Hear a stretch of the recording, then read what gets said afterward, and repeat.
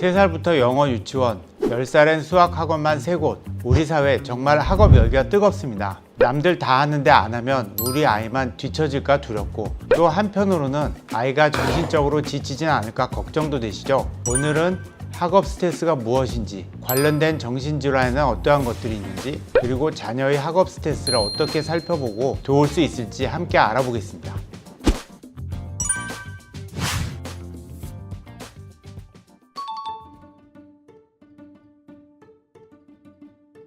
학업 스트레스는 단순한 기분 저하를 넘어서 아이들의 정신 건강에 깊은 영향을 줄 수 있습니다. 실제로 학업적인 압박이 높은 청소년일수록 우울감이나 불안 증상이 증가한다는 연구 결과들이 있는데요. 심한 경우에는 자살 생각이나 시도 위험까지 높아지는 경향이 있다고 합니다.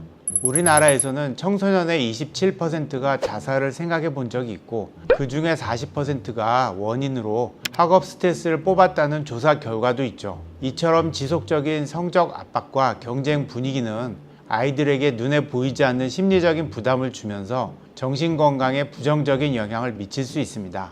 학교 성적, SNS를 통한 또래와의 비교, 부모님의 기대, 사회 전반의 불안정한 분위기, 그리고 미래에 대한 불확실성까지, 이 모든 요소들이 아이들에게 끊임없이 잘해야 한다는 압박으로 이어지는 거죠. 이런 압박은 단순한 스트레스가 아니라 정서적인 소진으로 이어질 수 있습니다.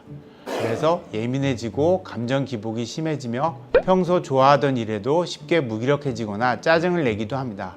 이러한 과도한 스트레스는 실제 신체 증상으로 나타나기도 하는데요. 예를 들어서 초등학교 고학년이나 중학생 아이들이 머리가 아프다거나 배가 아프다고 호소하면서 등교를 힘들어하는 경우가 있습니다. 또 어떤 아이들은 차라리 없어져 버리고 싶다 같은 극단적인 표현을 하기도 하는데, 이는 공부로 인한 압박감이 아이에게 그만큼 크다는 신호입니다. 장기간 이어지는 학업 스트레스는 아이의 자기 존중감을 떨어뜨리고 무력감을 키워서 오히려 학업 성취도마저 낮추는 악순환을 만들 수도 있습니다. 구체적인 연구 사례를 살펴보면 매일 4시간 이상 과외나 학원 공부를 하는 아이들의 30%는 우울 증상이 임상적으로 높게 나타났다는 연구 결과도 있습니다. 따라서 아이의 정신건강을 지키기 위해서는 적절한 휴식과 여가 시간이 필수적입니다. 이 시기의 아이들은 뇌 발달이 활발하게 진행되고 자아가 형성되는 중요한 시기를 보내고 있는데요.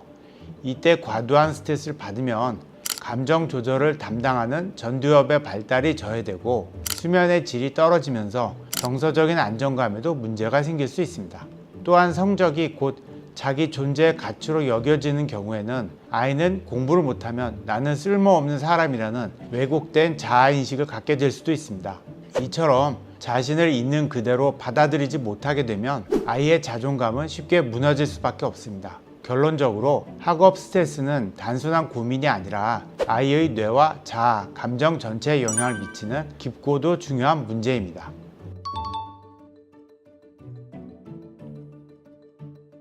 요즘 부모님들은 남들보다 일찍 시작해야 뒤처지지 않는다는 불안감 때문에 조기 교육을 고민하시지만, 너무 일찍 시작하면 오히려 정서에 좋지 않다는 말도 있다 보니 많이 혼란스러우실 것 같아요. 결론부터 말씀드리면 조기 교육은 그 방식과 정도에 따라서 아이에게 약이 될 수도 있고 독이 될 수도 있습니다. 어떻게 하느냐에 따라서 전혀 다른 결과를 가져올 수가 있는 거죠. 조기 교육이 긍정적인 효과를 가지려면 몇 가지 조건이 필요한데요. 첫째, 아이의 발달 단계와 흥미를 존중해야 합니다. 아이가 스스로 궁금해하고 재미있어 하는 분야를 놀이를 통해서 즐겁게 배운다면 이는 조기 교육이면서도 아이가 즐기는 학습이 될 수도 있습니다. 예를 들어서 5살짜리 아이가 글자에 관심을 보여서 그림책 읽기나 글자 놀이를 시작하는 것은 긍정적인 조기 교육입니다. 둘째로, 교육 내용이 놀이와 균형을 이루어야 합니다. 아이 나이에 맞게 충분한 놀이 시간과 신체 활동을 보장하면서 이루어지는 조기 교육은 사회성 발달과 학습 흥미 모두에 도움이 됩니다. 반면 지나친 조기 교육이나 경쟁적인 조기 선행 학습은 부작용을 또 불러올 수 있는데요. 아직 연령상 받아들이기 어려운 한자를 억지로 급하게 외우게 하거나 유치원생에게 장기간 앉아서 지겹게 영어 단어를 쓰게 시키면 일시적으로는 따라오는 듯이 보여도 아이 마음속에는 학습에 대한 거부감과 스트레스가 쌓일 수 있습니다. 한 연구에서는 3, 4살부터 여러 과목의 학원과 학습지를 동시에 시작하는 유아일수록 스트레스 수준이 높아지는 것이 관찰되었다고 하는데요. 또 다른 장기 연구에서 보면 유아기에 학업 위주 조기 교육을 받은 아이들이 초반에는 성적에서 앞서는 것 같다가도 초등학교 고학년이나 그 이후에는 결국 그렇지 않은 아이들과 별 차이가 없거나 오히려 따라잡혀서 뒤처지는 결과를 보이기도 했습니다. 결론적으로 아이의 발달에 맞는 시기에 즐거운 방식으로 교육하는 것이 가장 이상적이라는 점을 기억해 주시면 좋을 것 같습니다. 결국 조기 교육의 핵심은 남보다 앞서는 것이 아니라 아이 스스로 배움은 즐거운 것이라고 느끼게 하는 것임을 명심해 주십시오.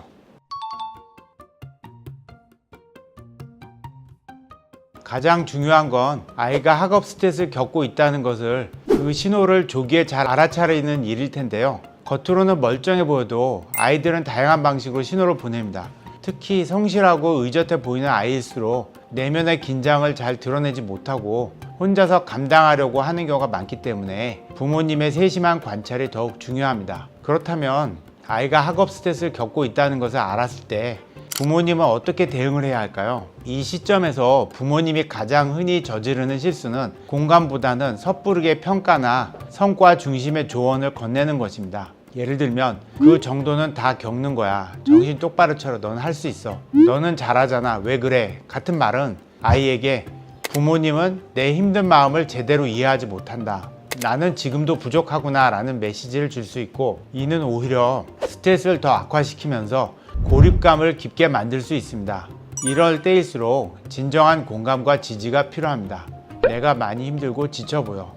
공부 때문에 정말 스트레스가 많구나. 무슨 일이든 엄마 아빠가 도와줄 수 있는 게 있다면 말해줘 처럼 아이의 감정을 헤아리고 이해하려는 노력이 먼저입니다. 아이의 감정이 편안하게 표현될 수 있는 안전한 환경을 마련해 주는 것이 우선인 거죠. 그리고 가정에서의 대응만으로 해결되지 않을 경우에는 전문가의 도움을 받는 것도 중요합니다. 특히 다음과 같은 경우에는 상담을 꼭 고려해 봐야 합니다. 첫 번째, 일상생활에서 평소와 달라질 때, 평소 잘 자고 잘 먹던 아이가 잠을 못 자거나 식사를 거르는 등 일상 리듬이 무너지고 성격이 눈에 띄게 예민하고 폭발적으로 변하거나 학교에 가는 것을 극도로 두려워해서 결석하려고 한다면 이는 중요한 심각한 신호일 수 있습니다. 특히 죽고 싶다, 사라지고 싶다는 말을 하거나 자신의 피부를 꼬집는 등의 자해 행동이 나타난다면 그때는 즉시 전문가와 상의를 해야 합니다. 이런 표현과 행동은 아이가 스스로 해결하기 어려운 고통을 겪고 있다는 강력한 신호입니다. 마지막으로 직감적으로 아이가 평소와 다르다고 느낄 때, 사실 부모는 아이를 가장 잘 아는 사람입니다. 아이의 평소 모습과 달리 뭔가 이상하다, 예전 같지 않다라는 직감이 든다면 그 직감은 굉장히 중요합니다. 이 경우에 전문가와 상담해 보시는 것이 안전합니다. 상담에서 별일 아니라는 이야기를 들으면 다행이지만 만약에 문제가 있다면 조기에 발견해야지 대처할 수 있으니까요. 두 번째로, 이러한 변화가 지속될 때입니다. 시험 전후로 일시적인 예민함이나 스트레스는 흔할 수가 있죠. 하지만 그런 상태가 몇 주 이상 지속이 된다면 전문적인 평가를 받아보시는 게 좋습니다. 예를 들어서 한두 달 이상 학교 가기를 거부하거나 반복적으로 두통이나 복통을 호소한다면 이는 단순한 일시적인 투정이나 어려움이 아닌 정서적인 문제일 수 있습니다. 일부 부모님들은 아이를 정신건강의학과에 데려가는 것이 낙인이 되지 않을까 걱정을 하시기도 합니다. 하지만 정신건강의학과 상담은 오히려 혼자서는 풀기 어려웠던 문제를 배우고 해결하는 그런 과정에 가깝습니다. 상담을 통해서 아이는 자신의 감정을 건강하게 표현하고 다스리는 방법을 배울 수 있고, 부모님도 아이를 이해하고 대처하는 새로운 시각과 방식을 얻을 수가 있습니다. 일찍 도움을 받을수록 아이의 고통은 짧아지고 회복은 빨라진다는 점을 꼭 기억해 주시면 좋겠습니다.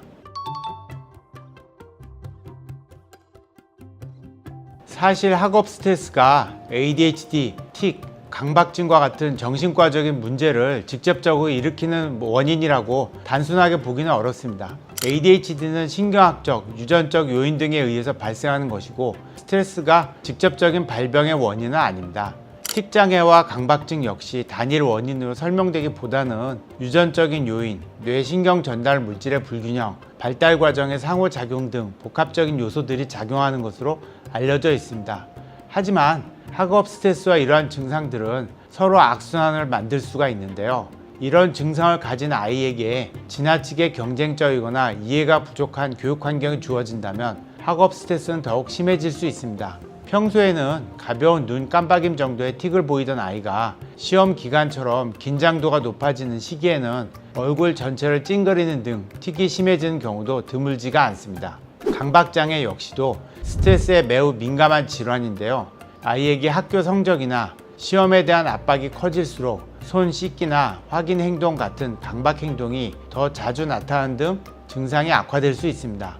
ADHD 아동들은 주의 집중의 어려움으로 인해서 수업을 따라가지 못해 꾸중을 듣거나 성적이 떨어지기 쉽고, 그로 인해서 나는 해봐도 역시 안 된다라는 좌절감과 스트레스를 경험하게 됩니다.